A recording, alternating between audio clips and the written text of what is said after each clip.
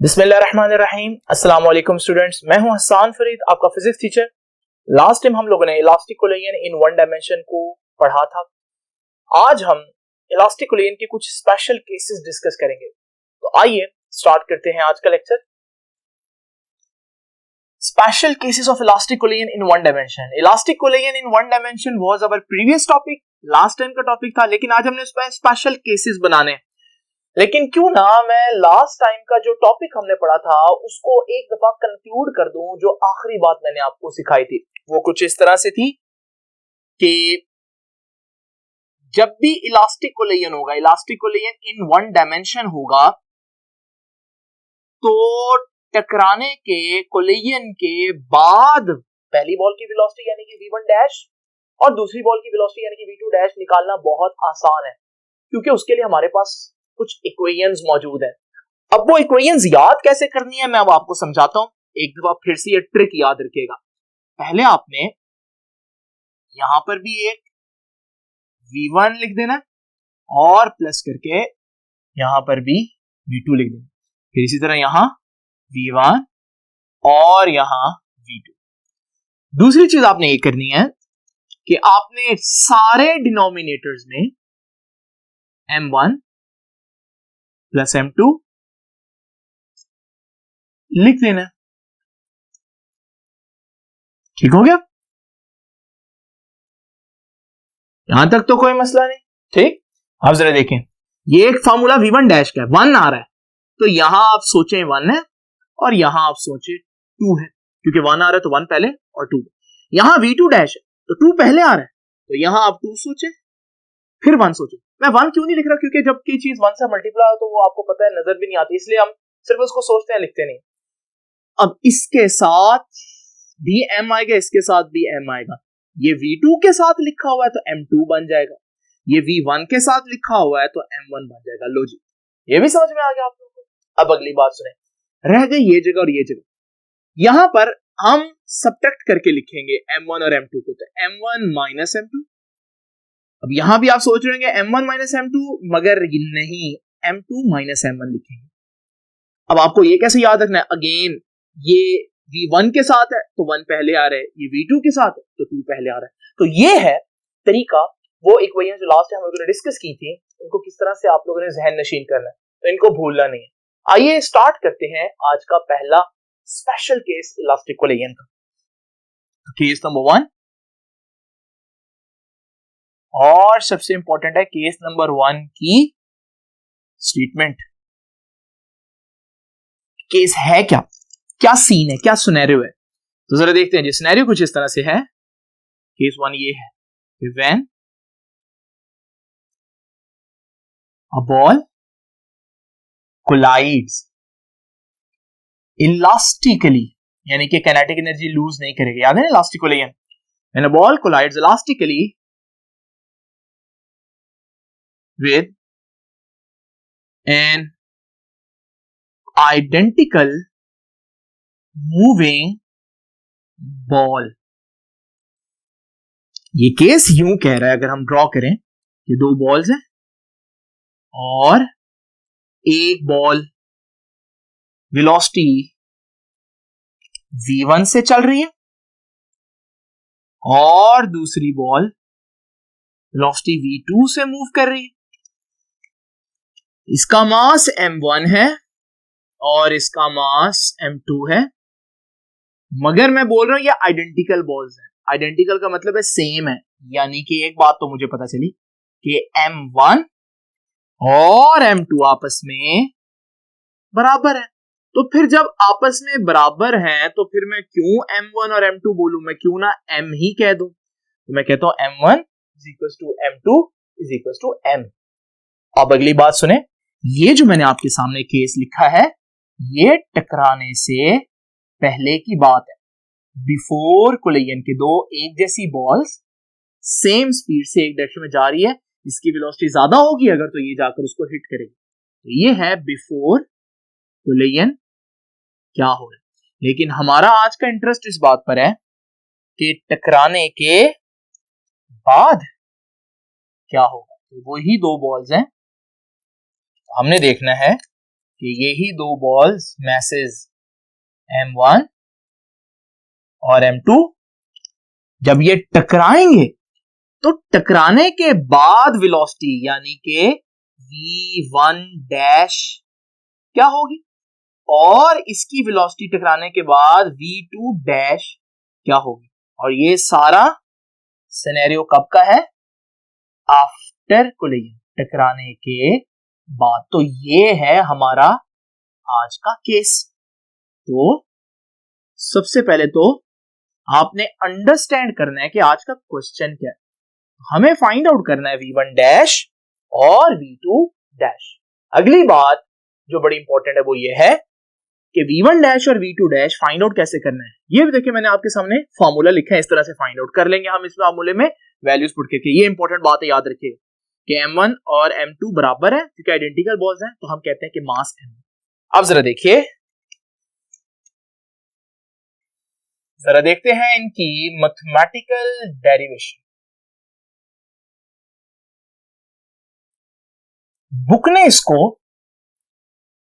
Mathematically derive नहीं किया, तो मैं आपके सामने पूरी डिटेल बताता हूं कि एक्चुअली बुक वाला आंसर कैसे आएगा। जरा तवज्जो कीजिएगा, मैं आपके सामने दो अलग-अलग जगहों पर साइमल्टेनियसली एक ही साथ ये कैलकुलेशन परफॉर्म करता हूं। सबसे पहले तो आप v1 डैश और v2 डैश के फॉर्मूले जो मैंने आप लोगों के सामने लिखे हैं इनको लिख लें, और क्योंकि मैं पहले आपको बता चुका हूं तो मैं अब जल्दी से लिख देता हूं।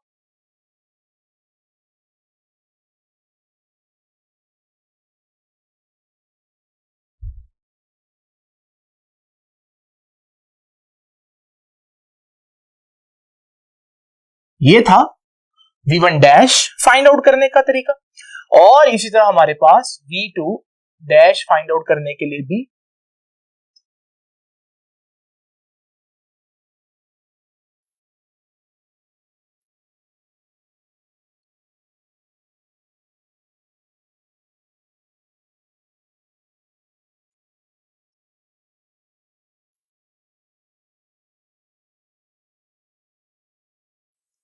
अब आपने सिंपल क्या करना है बच्चों कि आपने वो वैल्यूज यहां पर पुट कर देनी है और आपका आंसर आ जाएगा। कौन सी वैल्यूज? ये देखिए इंफॉर्मेशन क्या दी हुई है कि जितना m1 है उतना ही m2 है उतना ही m है, तो जहां m1 और m2 आएगा हम m पुट करेंगे। तो जरा देखिए, ये m1 और m2 आ रहा है, इनकी जगह हम m पुट करेंगे, नीचे भी m पुट करेंगे, यहां भी m पुट कर दूंगा, ये भी m1 m2 है, इनकी जगह m पुट कर दूंगा। अब जरा सॉल्व करते हैं। देखो m माइनस m जीरो आ जाएगा और m माइनस m जीरो आ जाएगा, तो ये सारी टर्म ही क्या हो जाएगी?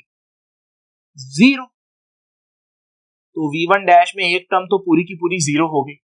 अगली चीज देखते हैं जी, इसमें क्या बचा? 2m, नीचे क्या है? m प्लस m कितना होता है?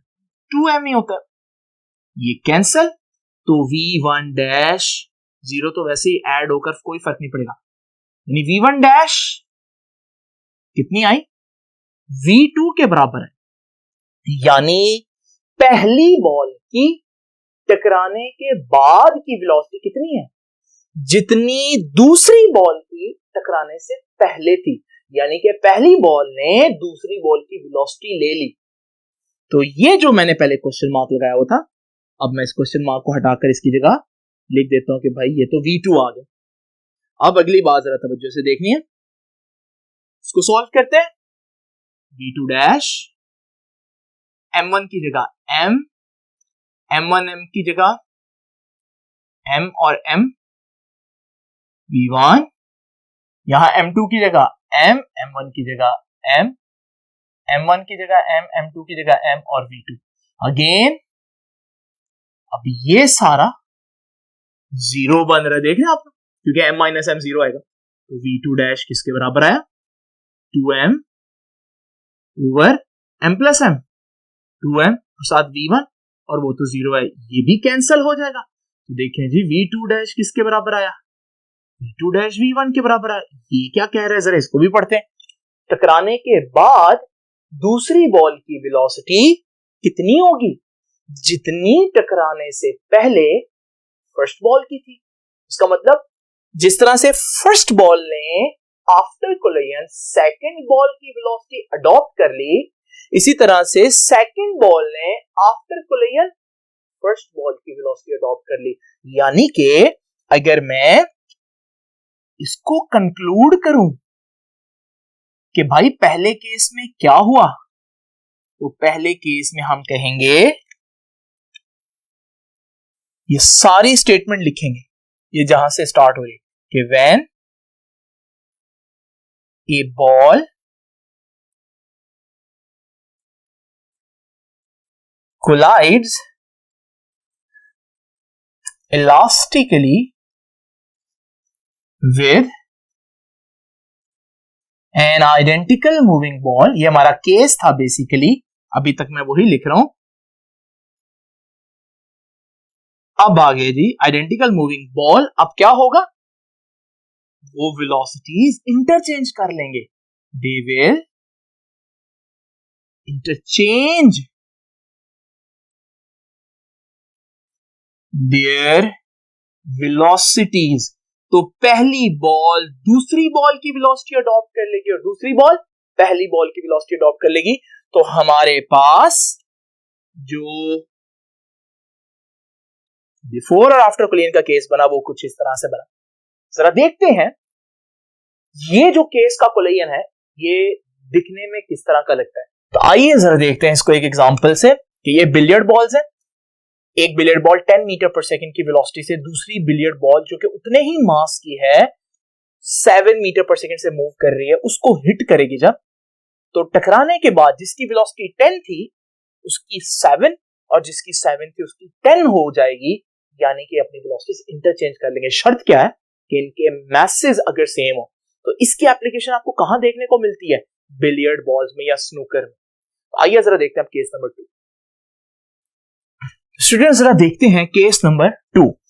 अब केस नंबर 2 में मैंने स्टेटमेंट अभी आपके सामने एज इट इज रखी हुई है केस नंबर 1 वाली, थोड़ी सी चेंजेस लेकर आऊंगा। पहले मैंने बोला था when a ball collides elastically with an identical moving ball, मैं आइडेंटिकल बॉल तो लूंगा लेकिन अब मैं दूसरी बॉल जो है उसको रेस्ट पर लूंगा, यानी उसकी वेलोसिटी 0 है और सिर्फ यही मूव कर रही है। तो यहां से हमारे पास आइडेंटिकल बॉल एट रेस्ट कह लें या आइडेंटिकल स्टेशनरी बॉल कह लें, रुकी हुई बॉल। लेकिन अभी भी क्योंकि आइडेंटिकल बोल रहा हूं तो मैसेज सेम है और हमें मालूम है जब मैसेज सेम हो तो वेलोसिटीज इंटरचेंज होती हैं। अगली बात जरा देखें, हमें ये v1 वेलोसिटी से जा रही है, इसकी वेलोसिटी 0 है, तो बाद में इसकी वेलोसिटी टकराने की इसकी क्या होगी और टकराने के बाद इसकी वेलोसिटी क्या होगी, वही हम लोगों ने देखना है। तो आफ्टर कोलिजन का केस जरा देखते हैं क्या होगा। आइए मैथमेटिकली चेक करते हैं, वही इक्वेशंस हैं। अब यहां 3 बातें हैं, एक तो m1 और m2 जहां भी है वहां m पुट करना है, और तीसरी इंपॉर्टेंट बात यह है कि v2 जहां भी आया वो 0 पुट करना है क्योंकि अब दूसरी बॉल रेस्ट पर भी है। उससे एक काम बड़ा आसान होगा, ये देखिए ये भी v2 आ रहा है, इधर 0 पुट करूंगा, ये भी v2 आ रहा है, इधर 0 पुट करूंगा, तो दोनों टर्म्स का ये वाला पार्ट तो 0 हो गया। तो एक तरह से काम थोड़ा सा आसान हुआ, बाकी जगह हम पुट कर देते।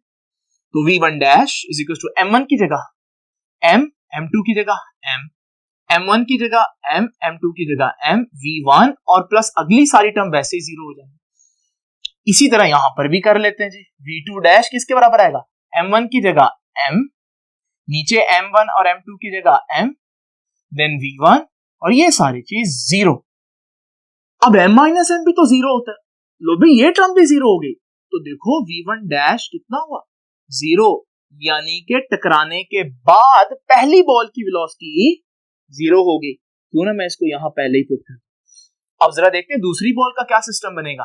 ये तो v2 डैश किसके बराबर है 2m, नीचे m प्लस m, ये भी तो 2m ही है, ये तो कैंसिल हो जाएगा। टकराने के बाद दूसरी बॉल की वेलोसिटी कितनी होगी, जितनी टकराने से पहले पहली बॉल की फर्स्ट बॉल की वेलोसिटी थी, यानी v2 डैश तो v1 हुआ।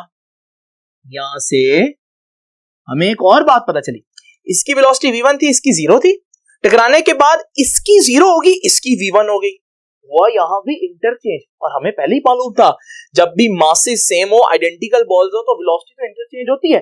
लेकिन पहले केस में एक ने दूसरे की वेलोसिटी, दूसरे ने पहले की वेलोसिटी से मूव किया था।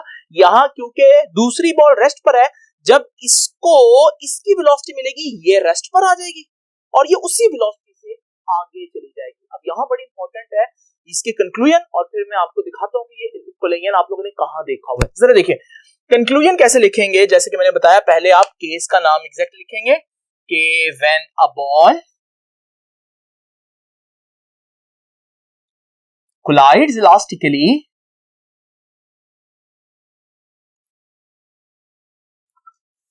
with an identical stationary ball, रुकी हुई बॉल। ये तो हो गया केस का ही नाम। अब होगा क्या? होगा ये कि first ball will adopt the velocity of second ball, और सेकंड बॉल की तो वेलोसिटी 0 थी, तो वो फर्स्ट बॉल रेस्ट पर आ जाएगी। ठीक है, तो first ball will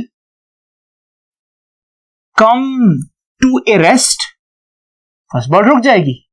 second ball क्या करेगी? And second ball will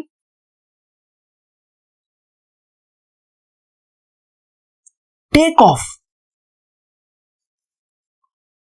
take off होता है रवाना होना, तो वो रवाना हो जाएगी किस वेलोसिटी से? पहली बॉल की वेलोसिटी।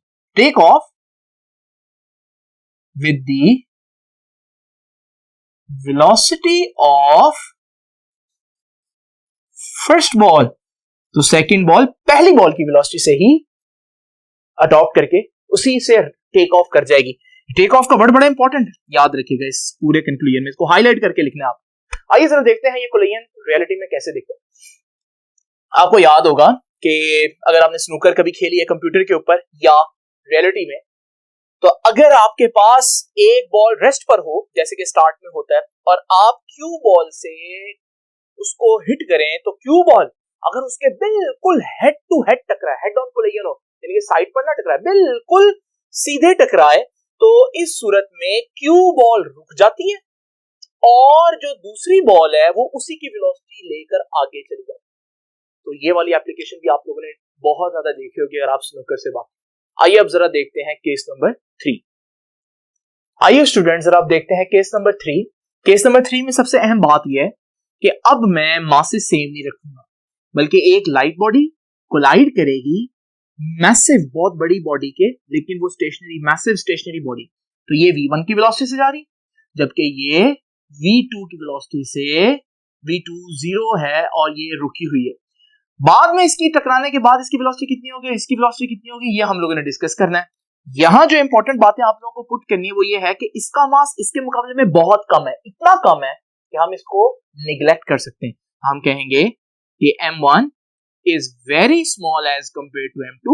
तो जब ये इतना कम है तो जहां भी m आएगा मैं उसको अप्रोक्सीमेशन में 0 पुट करूंगा क्योंकि इतना कम।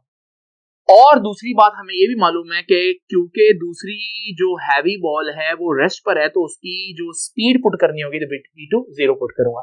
तो अब जरा देखते हैं इसकी मैथमेटिकल डेरिवेशन। ये देखिए जी, यहां पर फिर v2 आ रहा है, v2 तो 0 है क्योंकि स्टेशनरी बॉल रेस्ट पर है।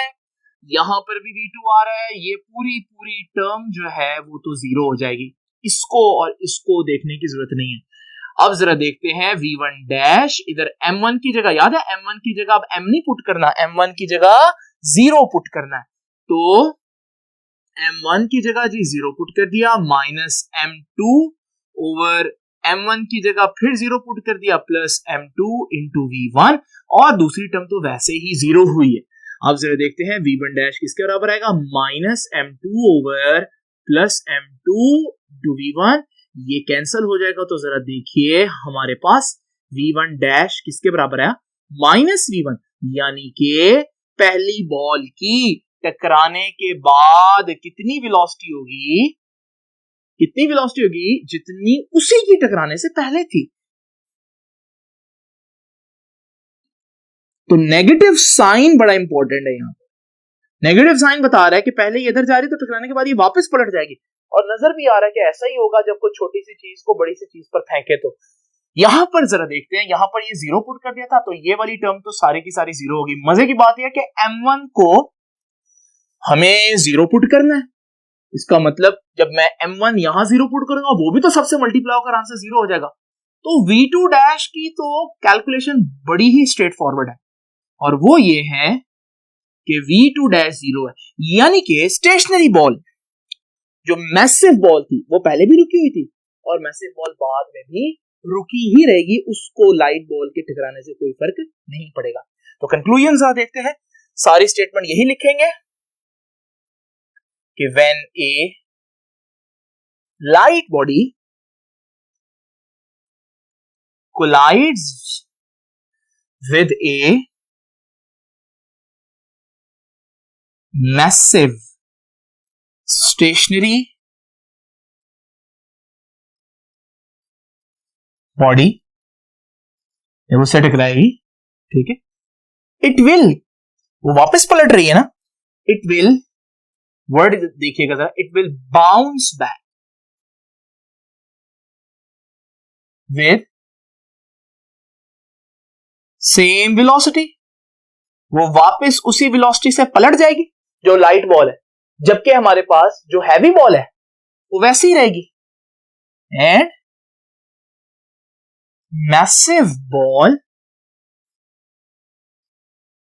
विल रिमेन स्टेशनरी, वो रुकी है और रुकी ही रहेगी।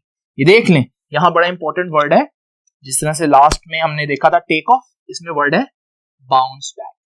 जरा देखते हैं कि क्या हमने कभी ऐसा कोलिजन देखा है। तो ये देखिए जी, अगर आपके पास एक बहुत मैसिव बॉडी हो, इमेजिन करें ये दीवार है, तो दीवार एक मैसिव बॉडी है, जब मैं इस पर बॉल फेंकूंगा, बॉल एक लाइट बॉडी है, तो इससे टकराने के बाद बॉल सिंपल वापस पलट जाएगी, ऐसे ही है ना। और क्या मैसिव बॉडी को फर्क पड़ेगा? दीवार पहले भी स्टेशनरी थी, अब भी स्टेशनरी रहेगी। तो यहां पर आपने देखा होगा, इसके अलावा स्क्वैश प्लेयर जो है वो ये खेलते हैं, तो वो स्क्वैश के अंदर ये सारी सेम स्ट्रेटजी यूज करते हैं, क्योंकि वहां जो बड़ी वॉल से जब लाइट बॉडी टकरा कर आती है तो वो बिल्कुल सेम वेलोसिटी से वापस जो है वो बाउंस बैक करती है उसी डायरेक्शन। अब जरा डिस्कस करते हैं लास्ट केस। आइए स्टूडेंट, जरा केस नंबर 4 देखते हैं। केस नंबर 4 केस नंबर 3 का बिल्कुल ऑपोजिट है। केस नंबर 3 में एक लाइट बॉल एक हैवी बॉल से टकरा रही थी जो कि स्टेशनरी थी। अब हमारे पास केस नंबर 4 में एक हैवी बॉल एक स्टेशनरी लाइट बॉल से टकराएगी। When a massive body collides with a light stationary body. अब यहां पर इसका मास बहुत कम है, तो m2 is very much less than m1. It is so light that its mass can be neglected. तो उसका मास हम निग्लेक्ट कर सकते हैं, कहेंगे कि जहां भी m2 आया वहां मैं 0 पुट करूंगा। दूसरी इंपॉर्टेंट बात कि हमारे पास इसकी वेलोसिटी जो है वो 0 है। ये दो बातें आप लोगों ने याद रखनी और इन्हीं को हम पुट करेंगे और हमारे पास ये केस भी सॉल्व हो जाएगा। जरा देखते हैं, v2 तो 0 ही पुट करना है यहां पर भी और यहां पर भी, तो हमारी दूसरी टर्म एक दफा फिर से दोनों में 0 हो जाएगी। तो यहां भी ये टर्म 0 है और यहां भी ये टर्म 0 है। दूसरी बात, m2 को भी हमने 0 पुट करना है। अब जरा देखिएगा, m2 को 0 पुट करता हूं यहां पर, तो ये v1 dash is equal to m1 as it is minus m2 0 over m1 as it is और फिर m2 0 और v1 और वो सारी चीज तो 0 हो गई। यहां से हमारे पास v1 डैश कितना आएगा, देखें m1 से कैंसिल हो जाएगा तो v1, यानी कि हैवी ऑब्जेक्ट की वेलोसिटी टकराने के बाद कितनी है, जितनी उसी की वेलोसिटी टकराने से पहले है। It means there is no change in the velocity of the heavy ball. और ऐसे ही है, अगर आपके पास एक ट्रेन जा रही है, ट्रेन के सामने साइकिल आ जाए, क्या इससे ट्रेन की स्पीड कम होगी? ना होने के बराबर। तो ट्रेन तो उसी स्पीड से जाती रहेगी। असल मसला है what will happen to the cycle, उसकी स्पीड क्या होगी, उसको भी हम डिस्कस करते हैं। बहरहाल ये जो हमारे पास v1 डैश है ये v1 है, यानी कि स्टेशनरी बॉल जो हमारे पास मैसिव बॉल है उसको कोई फर्क नहीं पड़ेगा। अब जरा यहां पर देखते हैं, ये तो 0 हो गया था, यहां पर 2 एज इट इज आ जाएगा। m1 की जगह m1 ही पुट करना है, m1 की जगह m1 और m2 की जगह 0। यहां से हमारे पास ऊपर भी 2m1 आ गया, नीचे m1 ही आया और v1 और वो 0 है उसको अब नहीं लिखता। m1 से कैंसिल। जरा देखिए टकराने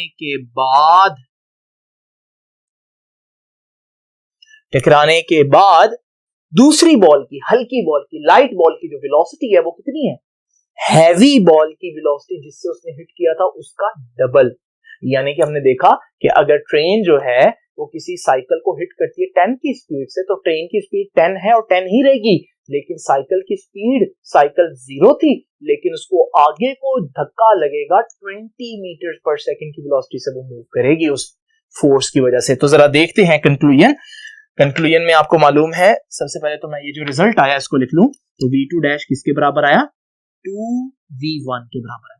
अब जरा देखते हैं जी कंक्लूजन लिखते हैं। कंक्लूजन में सबसे पहले स्टेटमेंट लिखेंगे जैसे मैंने आपको बताया, और स्टेटमेंट ये है कि when a massive body collides with a light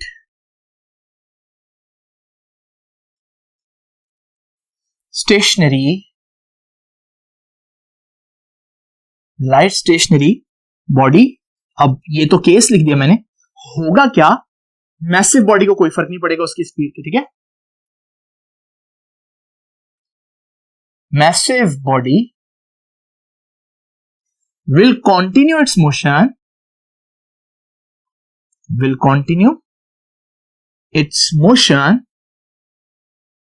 with same velocity, उसी वेलोसिटी से वो मूव करती रहेगी with same velocity, but light ball will, अब वो आगे को उसको धक्का लगेगा, इसके लिए एक वर्ड याद रखिएगा, will bounce off। पहले हमने बाउंस बैक पढ़ा था केस 3 में, ये बड़े इंपॉर्टेंट वर्ड्स हैं, इन्हीं को चेक करना एग्जामिनर ने। बाउंस बैक किसी चीज को आगे को धक्का पड़े, बाउंस ऑफ किसी चीज को आगे को धक्का पड़े, तो bounce off with double the velocity of massive ball. तो एक दफा फिर से देखते हैं कि ये केस रियलिटी में दिखेगा कैसे। तो देखिए जी हमारे पास स्टूडेंट्स, इमेजिन करें एक बहुत ही हैवी बॉल है और वो 10 मीटर पर सेकंड की वेलोसिटी से आ रही है, और उसके सामने एक बहुत हल्की बॉल है, बहुत उसके मुकाबले में जिसका मास ना होने के बराबर है, और वो रेस्ट पर है। जब वो हिट करेगी, जो बड़ी बॉल है वो टकराएगी, उसकी वेलोसिटी 10 मीटर पर सेकंड ही रहेगी, लेकिन जो छोटी बॉल है जब वो हिट करेगी तो टकराने के बाद वो उससे डबल वेलोसिटी से आगे बाउंस ऑफ करेगी, यानी कि उसकी वेलोसिटी 20 मीटर्स पर सेकंड हो जाएगी। तो ये थे elastic collision in one dimension के कुछ स्पेशल केसेस।